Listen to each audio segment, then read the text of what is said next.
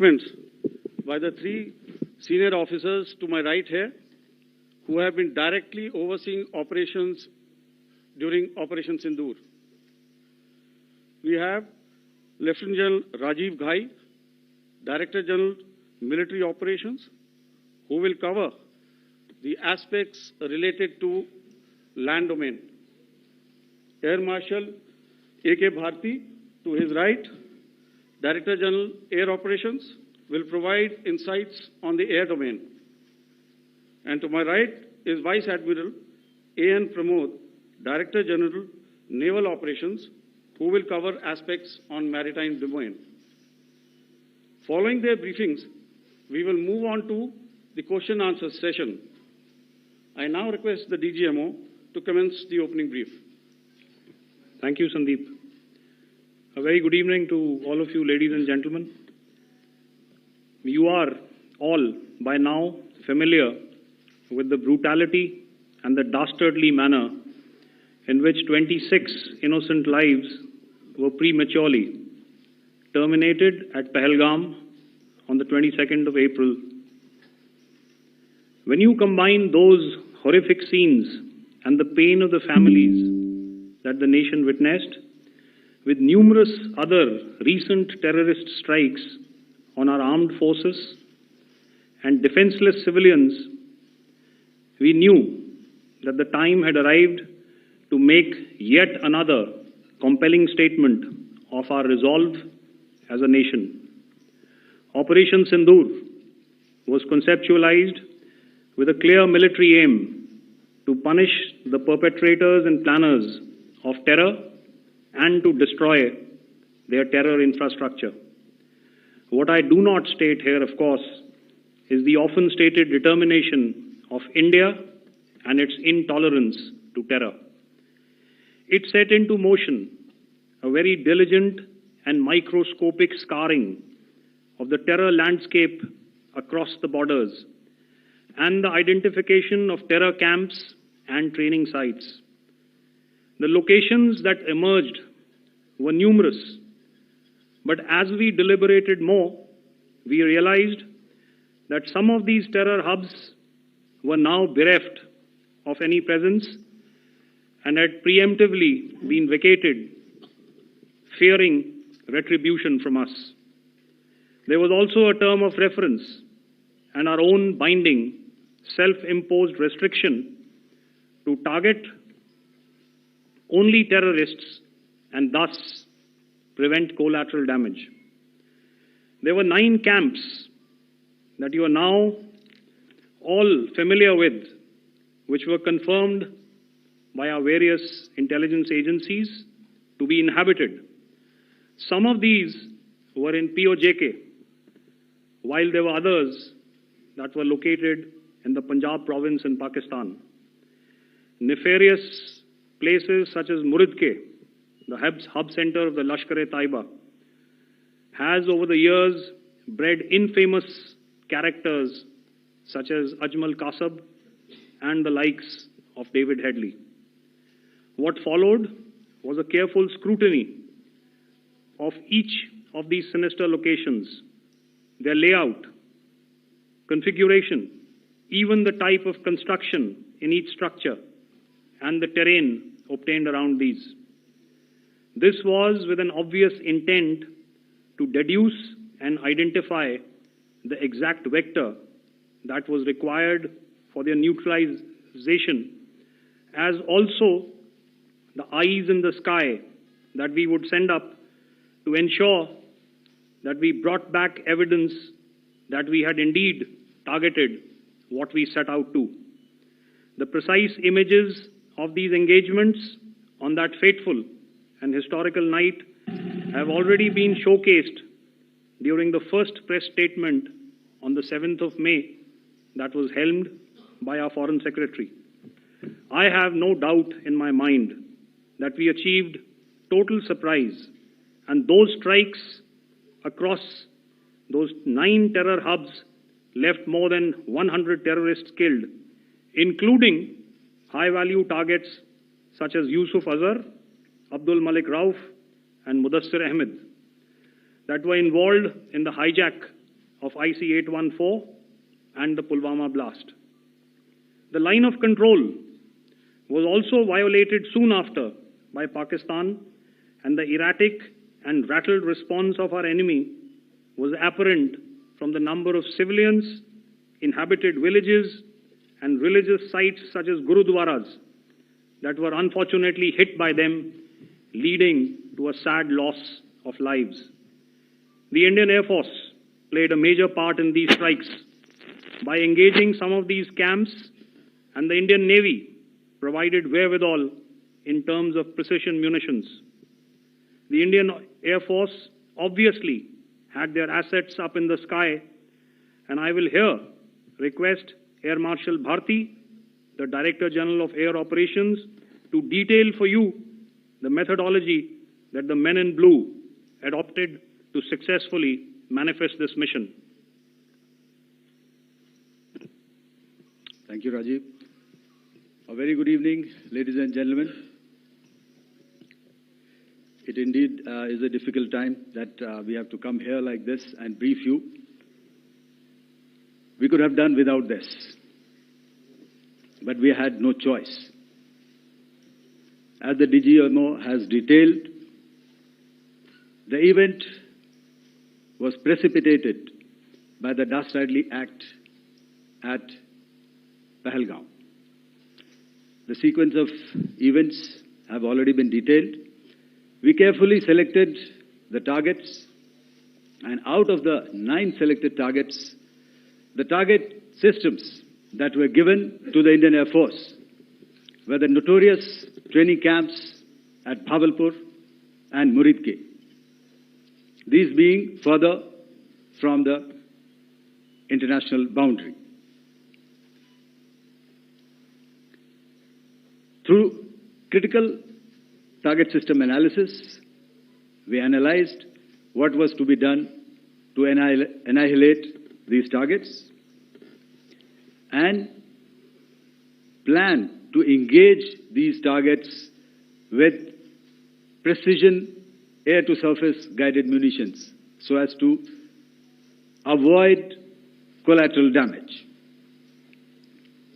The modalities of planning process I will not go through at this instant.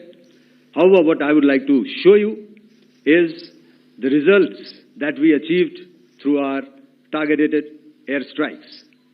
Could I have the second slide, please?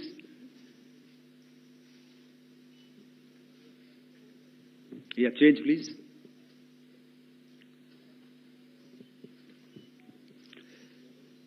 Okay. This is what the terror infra at Muridke looks like. If you see, north is as indicated, and to the right is east, where the international boundary lies. Could we have the next slide, please?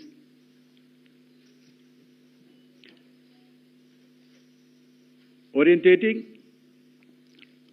Just go back to one slide. Okay.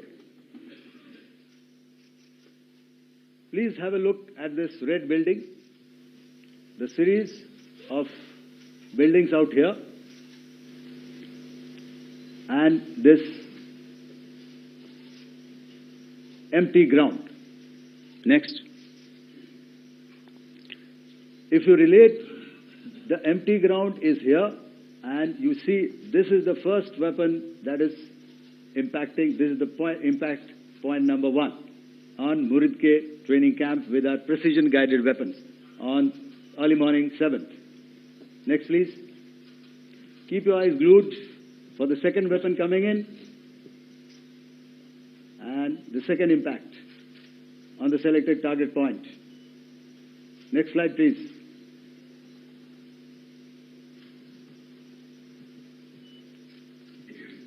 Third weapon, third impact. Continue. And fourth weapon, fourth impact. So through these targeted and precision targeting, we addressed the target at Muridke, which was the terrain infrastructure. Can you hear me? All right. Okay, I'll come closer to the mic. Now we go to the next target, which is the Bhavalpur training camp. Next slide, please. Okay, just wait. So the effect, if you see,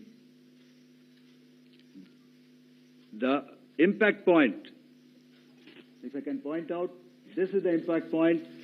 The ammunition has gone through the roof and it has created a blast inside, the photographs of which you would have, all of you would have seen. And the red building, after that, there was this double-story building. It has been completely decimated by precision targeting. Next, please. The target system, which was in the north, a series of buildings. I will show you how it looked. Next. Completely destroyed by our precision targeting. Next. Now coming to Bhavalpur, this is the target complex that we are dealing with, a fairly large target complex. So we had to carefully choose the points that we needed to address, which were high value and which would meet our stated objectives of eliminating the terrorists. I would like to draw your attention to this red canopy, and in relation to that, I would cover the targets. One target system is a series of buildings here, other one here, and other one out here. Next slide, please.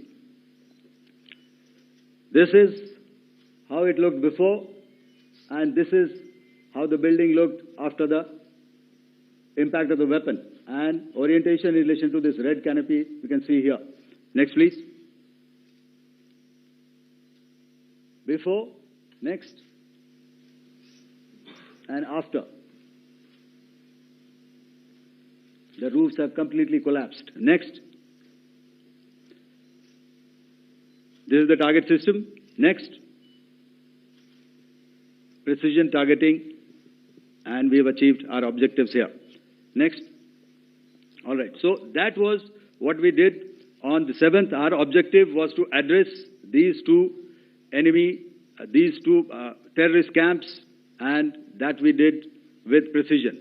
And thereafter, we maintained a robust air defense posture, because remember, our objective was to target the terrorists and terrorist infrastructure, not any other infrastructure, not the Pakistani military, not the Pakistani any other infrastructure. So that is what we have maintained on the 7th of May.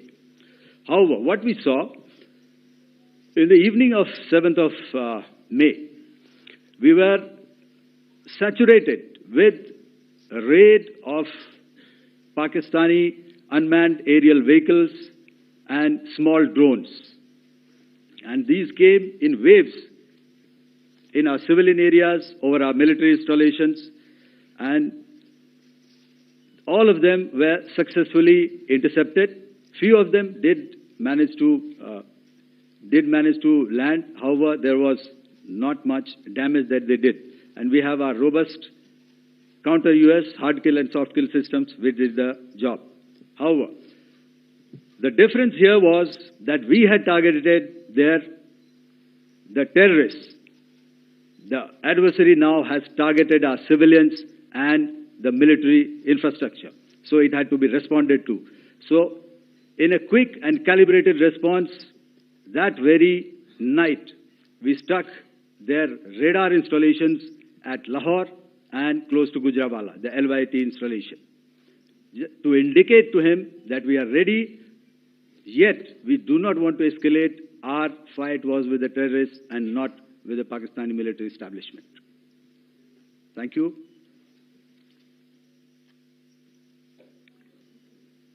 Thank you, Air Marshal Bharti. So, ladies and gentlemen, he's outlined operations not only on the night of 6th and 7th of May, when Operation Sindoor commenced, but also on the subsequent night. Being well aware and familiar with the congenital and impulsive nature of our adversary, and even though we did attempt to reach out and communicate our compulsions to strike at the heart of terror to my counterpart, in the immediate wake of Operation Sindoor, the request was brusquely turned down, with an intimation that a severe response was inevitable and in the offing. We were, of course, prepared. Operations on the 7th and the 8th, Air Marshal Bharti spoken about. On the night of 8th and 9th of May, they flew drones and aircrafts into our airspace all across the borders and made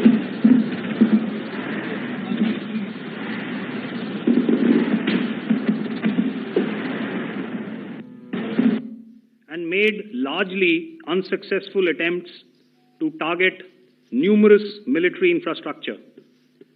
Violations on the line of control by Pakistan also commenced yet again and precipitated into fierce arty engagements. The air operations on the night of 8th and 9th of May, I'll yet again request the DG Air Operations to cover.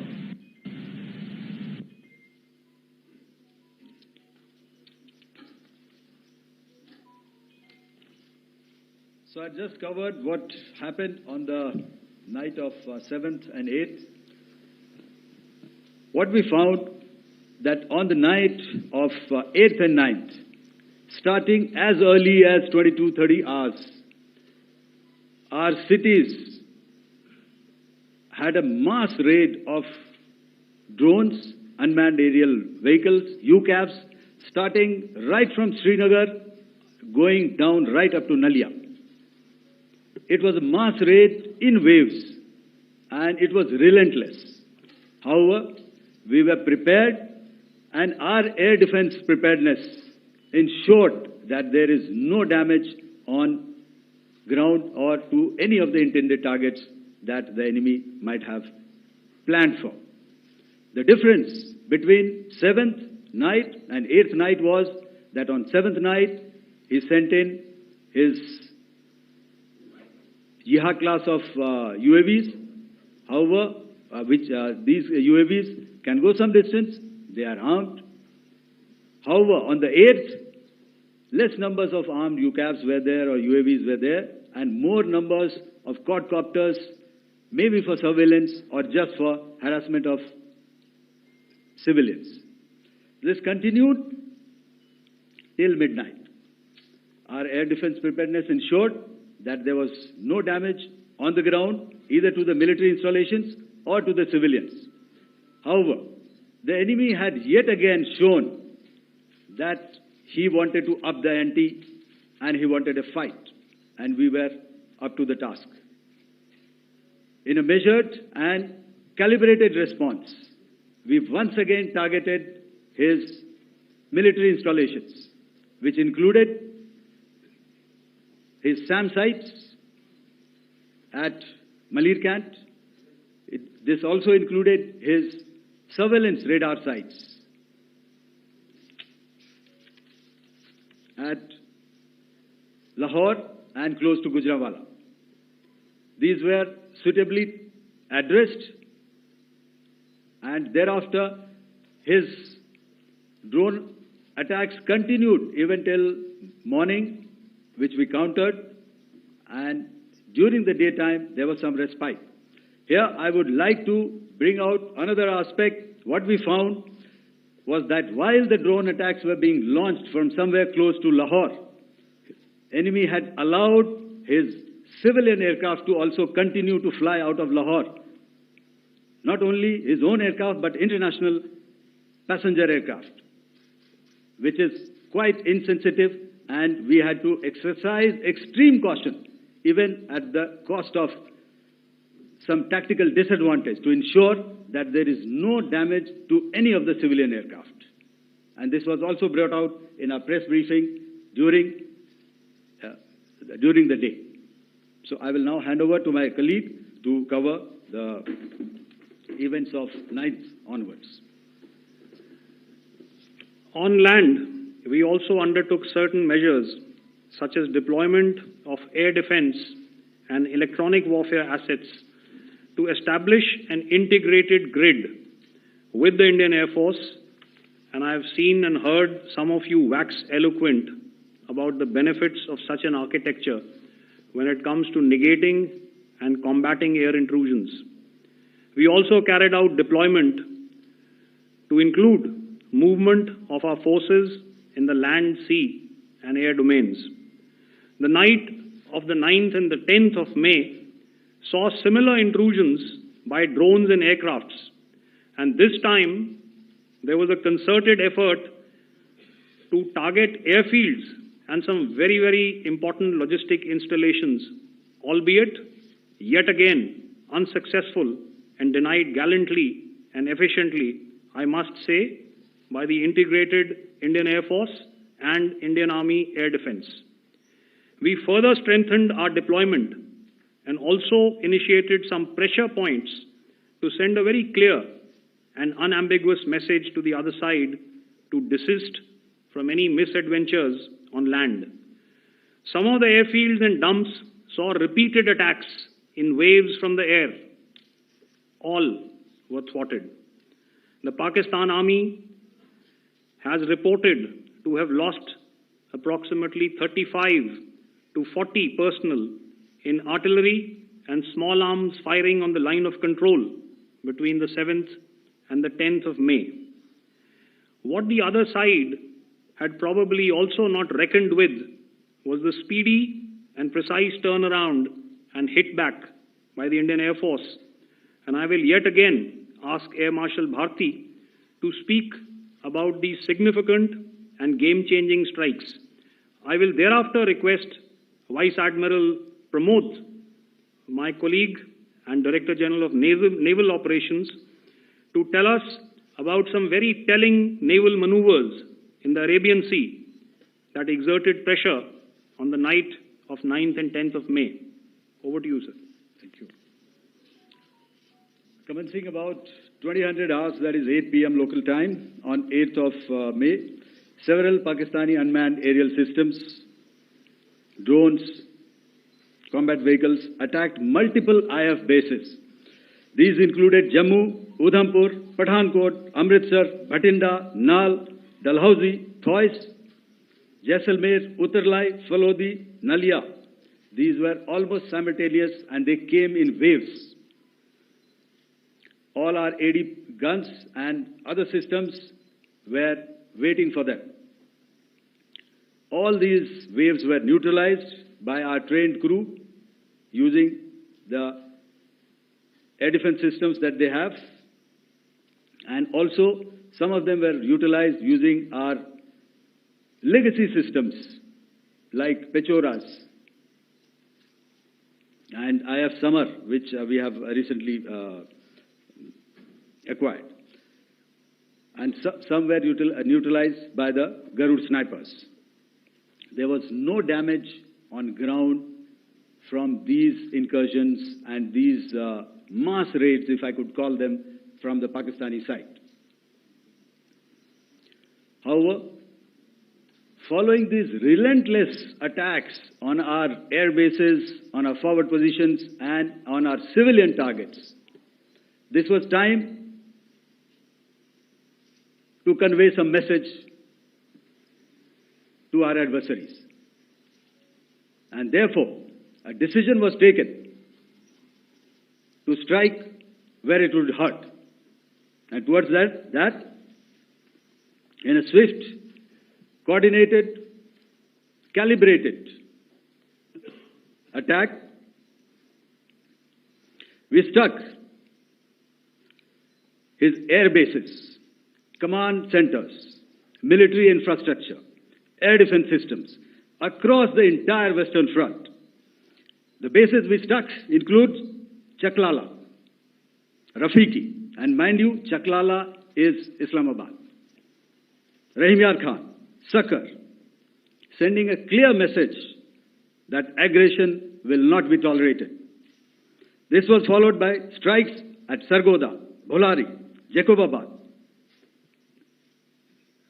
We also struck the C2 centers at Murid, the UAE complex at Murid, Rafiki, radar at Chunia, which I will show you, Rahimyar Khan Airfield and the unmanned combat aerial vehicle hangar at Sakar. I would like to reiterate here that we have the capability to target every system at these bases and more. However, it was only a measured response to instill good wisdom to our adversary to refrain from further escalation. IF's response was directed only at military installations, avoiding civilian and collateral damage. I would now like to show you some of the effects that have been achieved as a result of our air operation.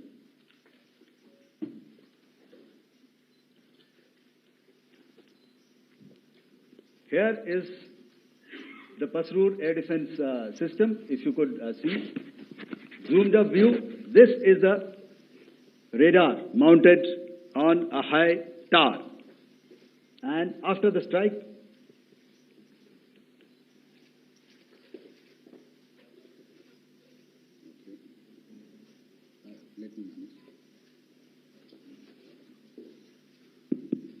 thank you. Can you hear me? Yeah, thank you. And after the strike, this is what has happened. This radar has been taken out, completely burnt. Next slide, please. The Chunia air defense radar, which was taken out on 7th and 8th. This is the radar site. A blown up photograph, once again, on a tower.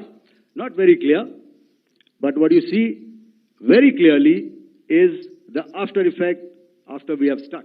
The radar head has been completely decapitated. Next slide, please.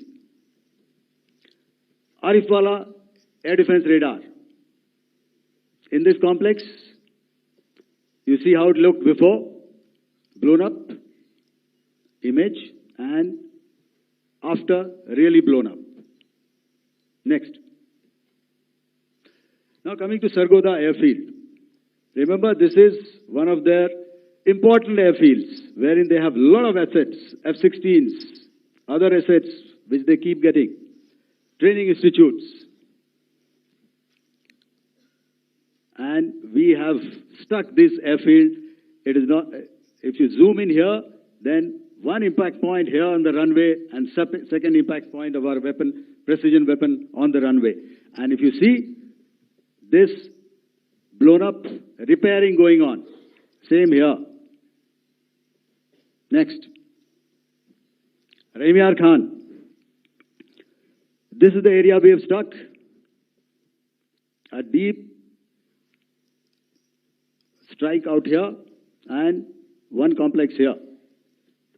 So this is how it looked before, and same, you see a big crater, another crater here, and this complex after strike neutralized. Next. Chaklala airfield, Noor Khan, once again a major air base, a lot of their logistic assets out here. Next slide, please. This is how it looked before, and this is how it looked after our strike. Next. Sakar. We chose the radar site at Sakar. This is the radar site, and after it was struck, this is the aftermath, completely burnt out. Next, please. Aircraft shelter. This is how it looked before the strike, and this is how it looked after the strike. The roof of the buildings completely caved in and burnt. Next. Bolari airfield, aircraft hangar. This is how it looked before, and this is how it looked after the precision strike. Next. Jacobabad, aircraft hangar, and this is how it looked after. Next. So what I'm trying to convey here, ladies and gentlemen, is to start with, our fight was neither with the Pakistani military nor with anybody else who's there on the other side. Our fight was with the terrorists. We neutralized the terrorists that we selected to be neutralized, and thereafter we only maintained the air defense posture. However, we were relentlessly pounded by waves after waves, night after night, by his UCAVs, by his drones, and by his other unmanned aerial systems. And that left us with no choice but to retaliate, and yet our retaliation was calibrated, it was graduated, and it was proportionate. Thank you.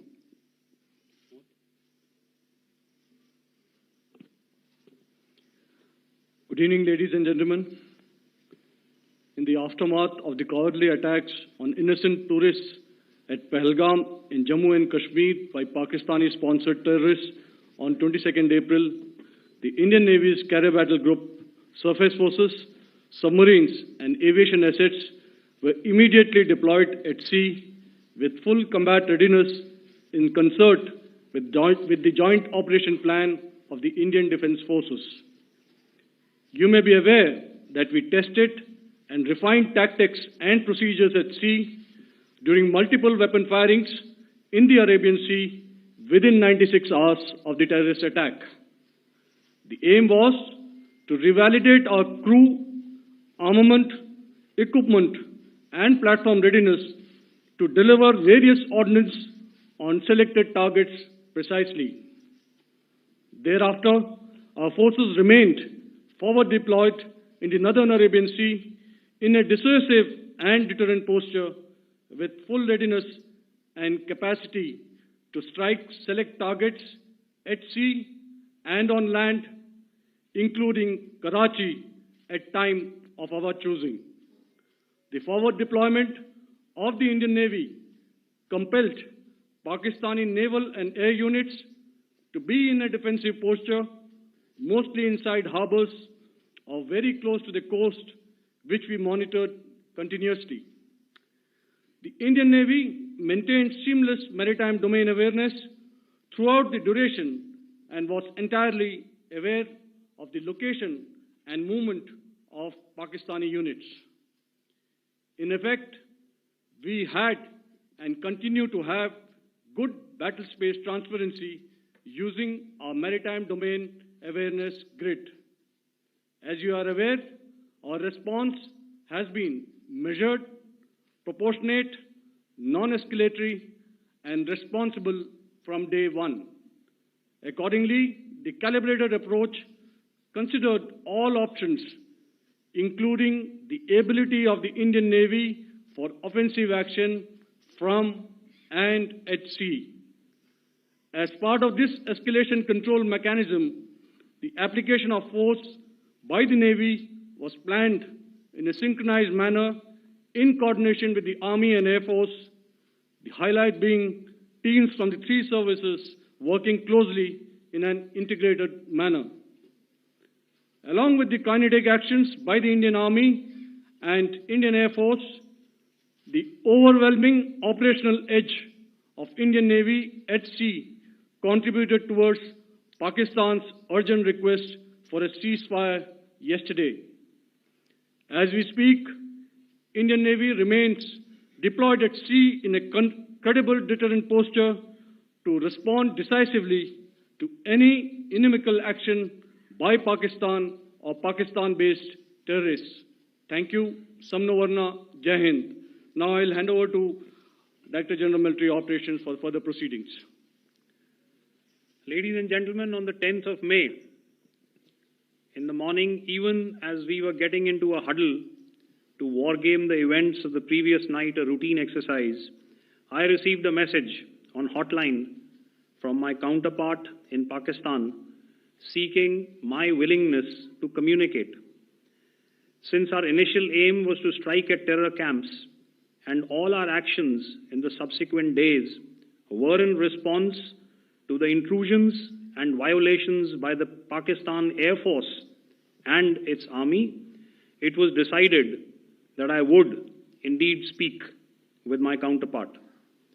You are already aware, I've seen it being covered on national television, that my communication with the Pak DGMO was conducted at 15:35 hours yesterday and resulted in cessation of cross-border firing and air intrusions by either side with effect from 1700 hours, 10th of May, after he proposed that we cease hostilities. We also decided to further speak on the 12th of May, that's tomorrow, at 1200 hours, to discuss the modalities that would enable the longevity of this understanding. However, disappointingly, and must I add,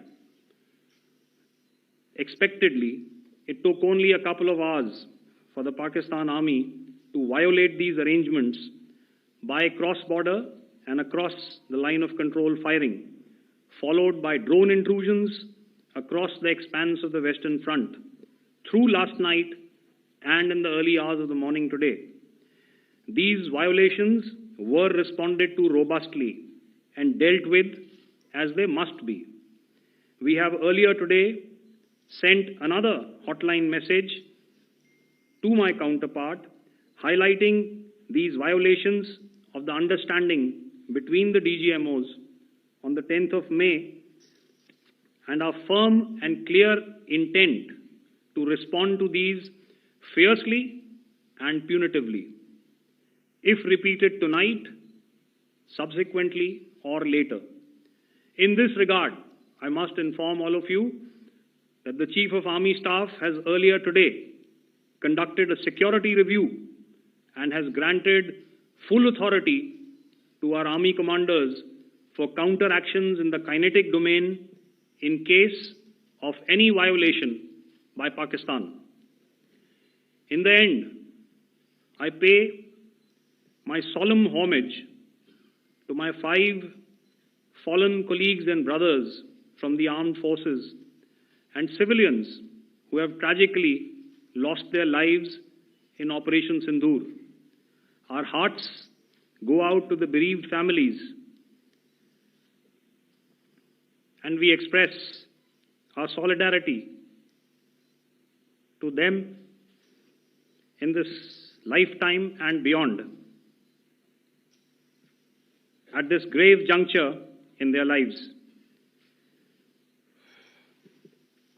Their sacrifices shall always be remembered and spoken of in glowing terms by a grateful nation. We have thus far, ladies and gentlemen, exercised, and my colleague Pramod highlighted this, immense restraint, and our actions have been focused, measured, and non-escalatory. However, any threat to the sovereignty, territorial integrity, and safety of our citizens will be met with decisive force. Jai Hind. Okay, ladies and gentlemen, we are now open for questions. All right, now, since I would not know all of you, I would expect you to please raise the placard or your hand, and once I indicate, I expect you to please give out your name and the media group that you belong to. Keep your questions short so that we can take as many questions as possible.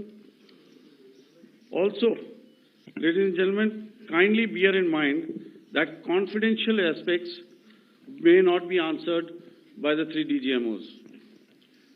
Right. I've got a lot of hands there. Let me start from the left. Left foot always in front when we start marching. So here we have to the left, okay. Yeah, 238. Hello. So this is Manas Pratimugyan from PTI, Press Trust of India. So the understanding that was reached yesterday on stopping the military operations and actions, was it for just 3 days? And what would be the cost escalation if there is violation of this understanding by the Pakistani side? And my subsequent question would be that we have a kind of ceasefire agreement with Pakistan that was finalized in 2003. So will there be some kind of similarities in frameworks between the two kind of understandings, 2003 ceasefire agreement and the current understanding on stopping military operations? And again, what are the cost that will be incurring on Pakistan if Pakistan again resorts to this kind of terrorist activities, because we have made it very clear that the cost will be very high. So I would like to have your thoughts on it. Okay, so I'll answer the latter part of the question first. I also want to add that while the initial ceasefire agreement, as you correctly pointed out, is of the 2003 vintage, but I must remind you that in 2021, in the month of February, and this was then when the crisis in eastern Ladakh was also on, the two DGMOs had spoken and arrived at a ceasefire understanding that lasted right up until this unfortunate attack at Pahalgam. Once our Foreign Secretary had announced the decisions of the CCS in the immediate wake of that attack, he had announced certain measures, and then of course Pakistan had in turn made its own announcements. Since then, there have been certain violations of this ceasefire understanding, and of course after the 7th of May, like I pointed out during my statement, that there have been numerous violations on the line of control especially, and of course along the international boundary by the Pakistan Army and the Pakistan Air Force. This understanding that we spoke about yesterday, no, it was not for 3 days. It was first to stop aggressive and hostile activities immediately, let that order and direction settle down for about 36 hours, and thereafter discuss modalities, like I said, to ensure its longevity. That is tomorrow, on the 12th of May. But unfortunately, we had a violation starting at approximately 1900 hours last night. And we've sent a communique, like I said, to the Pakistan Military Operations Directorate. And we will await as to what happens tonight. All right. The cost escalation, I'll leave it to your best imagination. I've already said that the response will be fierce and punitive. Now, the right foot forward. Yeah.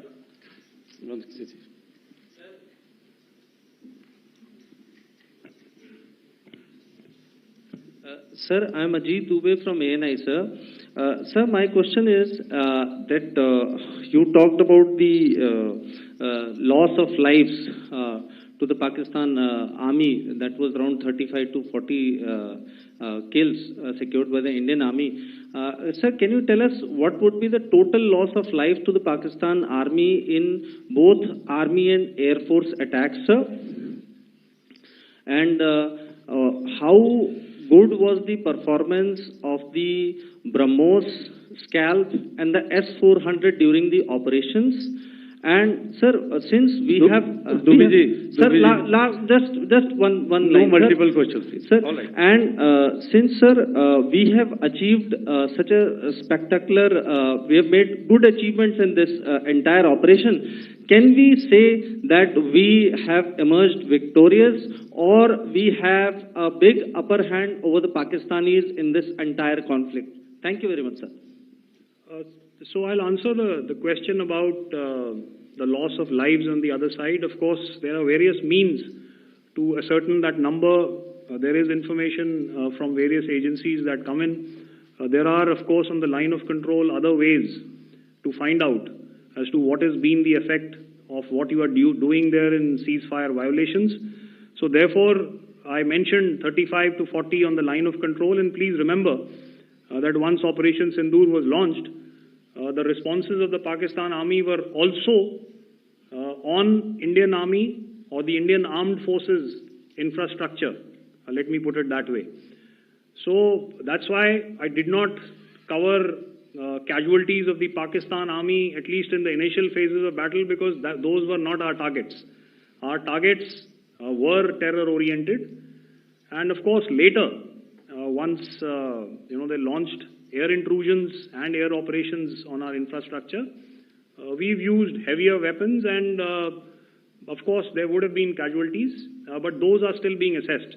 The effects of the weapons that you mentioned, I will request Air Marshal Bharti to apprise all of you about those. Good evening, Mr. Sujit. How are you? Ajit. Okay, we're meeting after some time. I never mentioned about any of the weapons that we used. Check. Okay. What I was saying, that I never mentioned of any of the weapons, the caliber that we used. All right. So we'll leave it at that. Those are matters of operational details which I would not like to go into. But suffice to say that whatever methods and whatever means we have chosen, it had the desired effects on the enemy targets. How many casualties? How many injuries? Well, to start with, our aim was not to inflict casualties, but in case there have been, it is for them to count. Our job is to hit the target, not to count the body bags. And the last part of your question, I wonder if you read out the tweet on ADG-PI at midnight once we'd done what we had to in Operation Sindoor. And that's credit to my friend here on the left. Justice has been served, Ajit. That is all that I will say. Ajit, I'll request you to, refrain putting words into his mouth. All right. Yeah, I'll come back to the left. 147. Sorry, 47. No, one more. 47. Did I see it here or? Yeah. Good evening, gentlemen. Sorry, 147. I saw it there. Sorry. Yeah. Since I've already said 147. Start, please. Hi, sir. Good evening. This is Shivam Patel from Reuters News Agency. Thank you for giving me the opportunity. My question, sir, is how many military targets did Indian Armed Forces strike in Pakistan in response to the attacks from Pakistan? How were these targets selected? And how many troop casualties have been there in total on both sides, if you can give details? Thank you. I'm sorry, where are you? I haven't spotted his... Here's to the right. Okay. Can you just repeat that for me, please? Sure, sir. So my name is Shivam Patel. I'm from Reuters News Agency.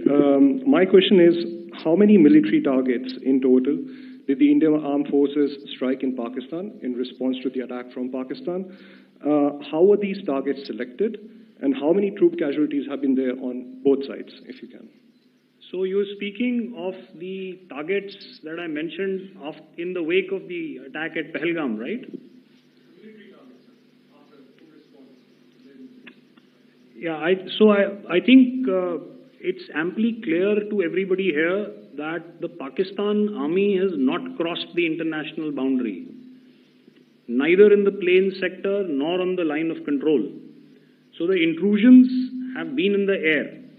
There have been certain attempts on the line of control when ceasefire violations have been on to try and infiltrate and carry out and perpetrate activities that we are all very well familiar with.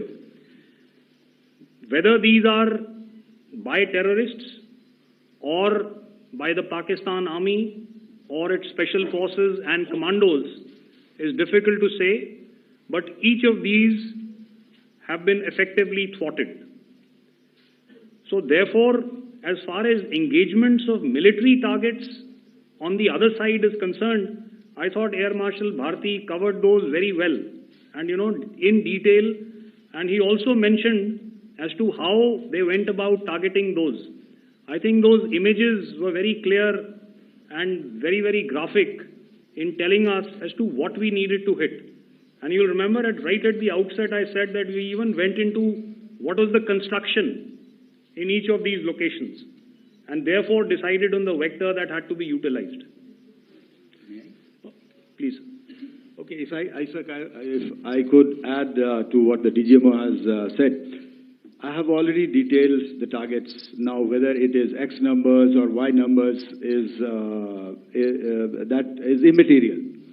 And what damage have we inflicted? You have seen.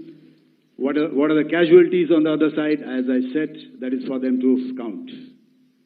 As far as we are concerned, from the air defense side, if they had a choice, they would have definitely come in. They are fighters, there are more numbers of UCAVs. It is not that they did not intend to come in. It is only that our robust AD posture prevented them from coming in. So that must be known, and that must be realized by all the audience here.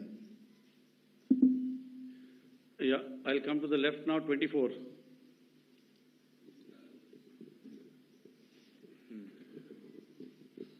Good evening, sir. This is Anvesh Rath from Z. Sir, I wanted to know on the first briefing, which was done by FS and two representatives from Air Force and Army, you showed a list where there was 21 places in that list. You have stuck 9. Are more operations going to be held? Is Operation Sindoor still on? And the second question, thank you, sir. Thank you so much. And also, I want to congratulate all three of you for a fantastic operation that you guys have done. Thank you so much. Thank you so much for that one question. Yeah. Sir, the question. Unfortunately, Rath, is that your name? I'm sorry. As far as operational details are concerned, I am not in a position to share those right now. But I think I'll take a cue from Pramod. He said towards the end that the Indian Navy is still in a posture that is deterrent. And I have already made it very clear towards the end of what I said that it's only a couple of hours ago that the Chief of Army Staff has carried out a security review, and he's authorized our Army commanders to deal with violations of any kind from across the borders in a manner that they deem fit. So, again, to reiterate, the response will be fierce and it will be punitive.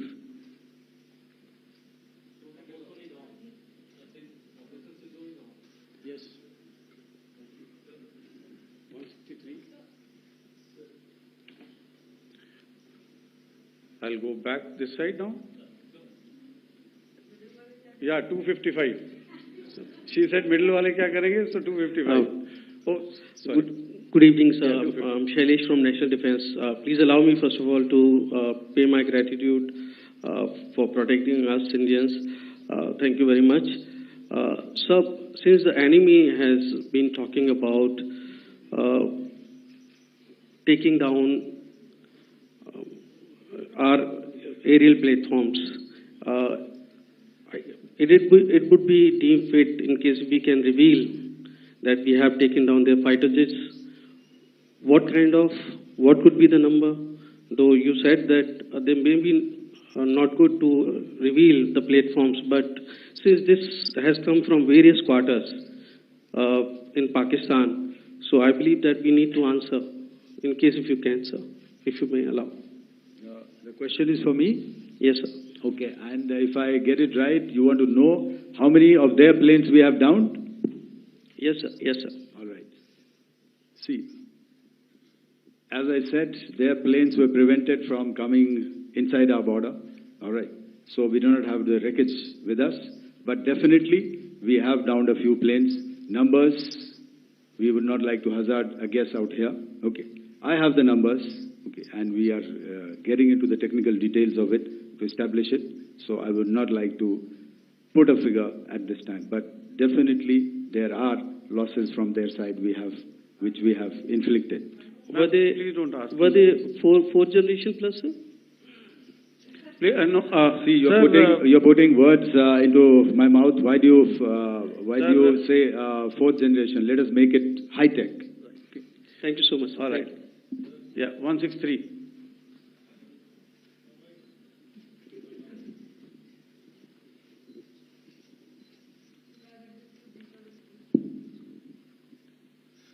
Sir मैं मंजीत नेगी हूँ आज तक से। मेरा सवाल ये है कि इस पूरे ऑपरेशन में जो आतंकी ठिकानों को निशाना बनाया गया, क्या नंबर्स कुछ बता सकते हैं कितने आतंकी मारे गए? कुछ नाम सरकार मतलब कुछ नाम मीडिया में आए भी हैं जो बड़े उसके मास्टरमाइंड थे। और एक सवाल जो आज एयरफोर्स ने एक ट्वीट किया कि ऑपरेशन सिंदूर अभी जारी है और सरकार की तरफ से भी कहा गया।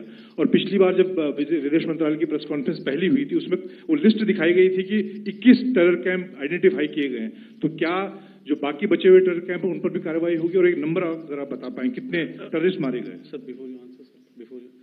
Manjeet ji, 3 questions. The third one has just been asked here before.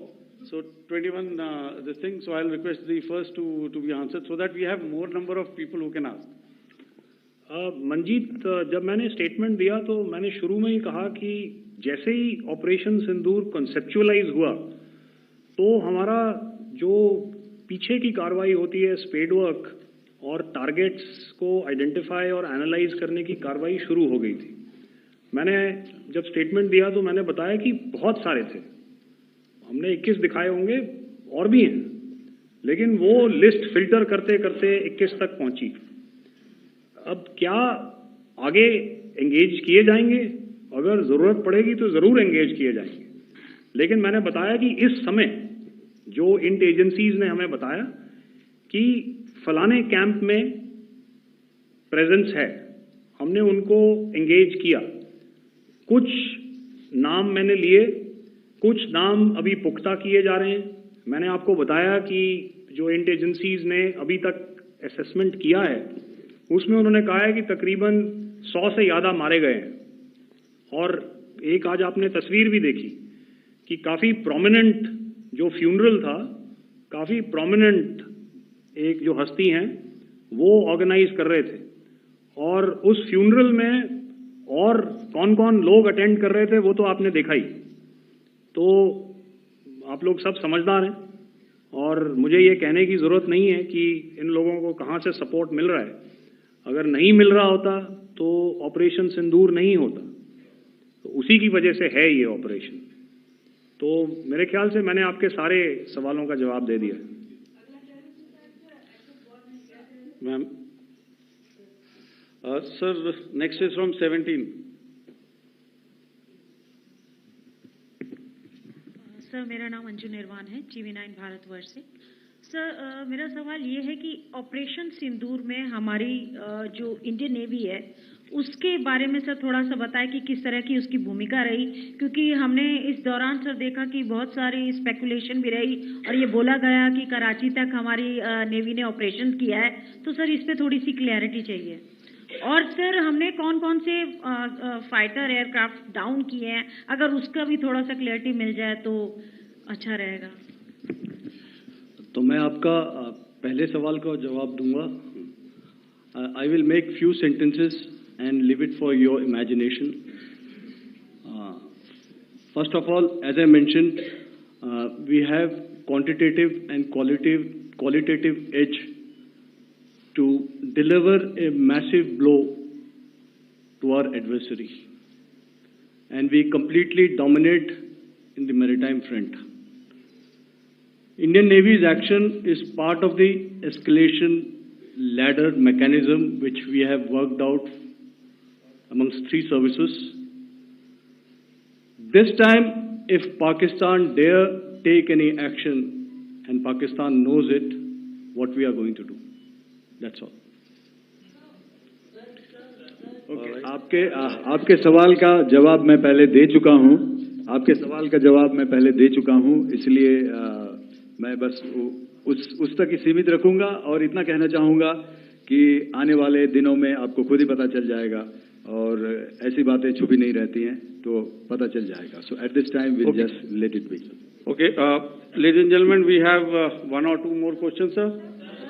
So please, they are going to be outside. You can speak to them there also. 104.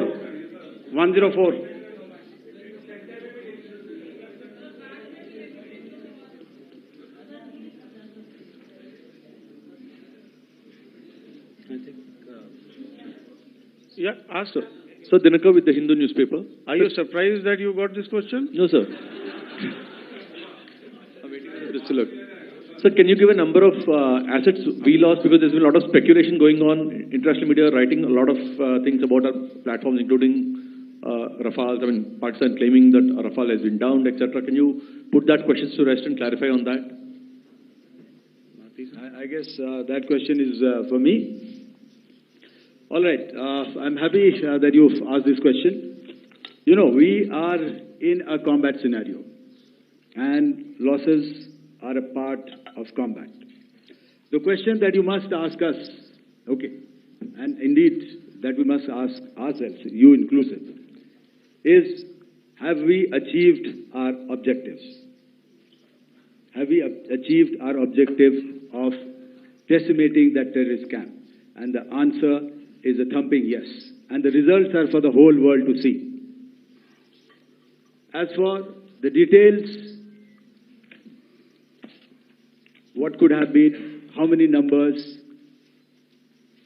which platform did we lose?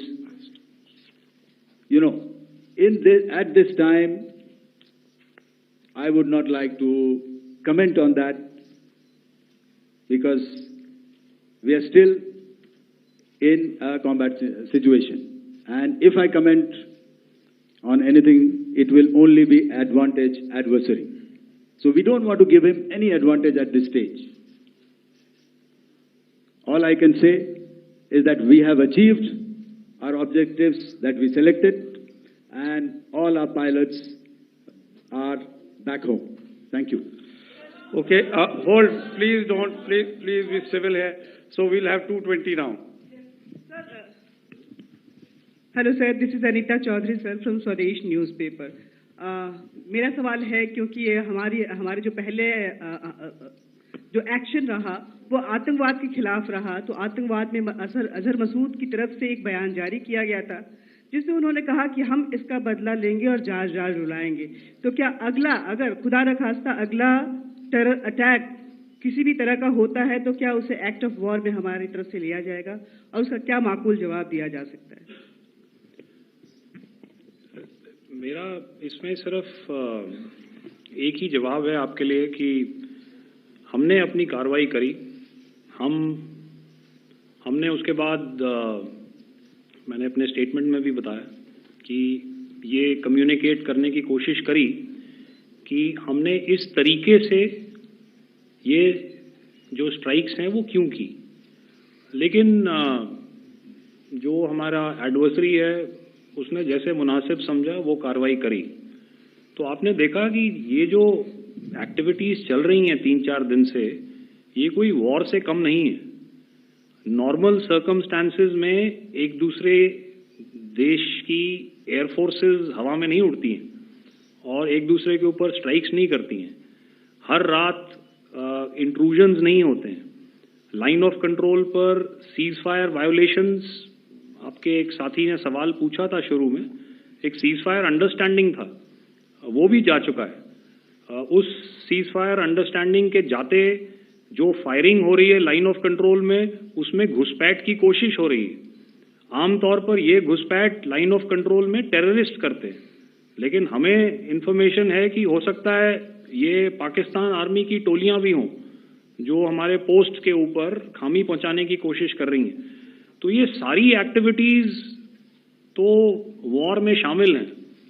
तो ये कहना मुश्किल है कि आगे क्या होगा, वो स्पेक्यूलेटिव जोन में आ जाता है और मैं स्पेक्यूलेट नहीं करना चाहता हूँ। हर एक सिचुएशन अलग होती है और उससे एक तरीके से डील किया जाता है। सर मैं एक सवाल इसका मैं जवाब देना चाहता हूँ, 1 मिनट। जो मिलिट्री होता है, our main job is to prevent war and maintain peace and stability. So it is not that our response is a graded response. That means अगर किसी ने किया तो उसको graded उसमें किया, जैसे terrorist action हुआ तो what we did is the terrorist action and we destroyed all the terrorist camps. उसके बाद आपने देखा कि उनने थोड़ा सा कोशिश किया तो हमारे एयरफोर्स और आर्मी ने क्या किया, तो मिलिट्री टारगेट्स हैं उनके ऊपर थोड़ा। So our aim is to maintain peace and tell our adversary that you do this and the response will be bloody. Okay. Now, as per the, please, we'll have 166 and 25, and after that, no more, please. Sir, this side. Ladies and gentlemen, please maintain. Sir, I this request side, you to sir. please be quiet. Jal Ghai? No. This side, sir.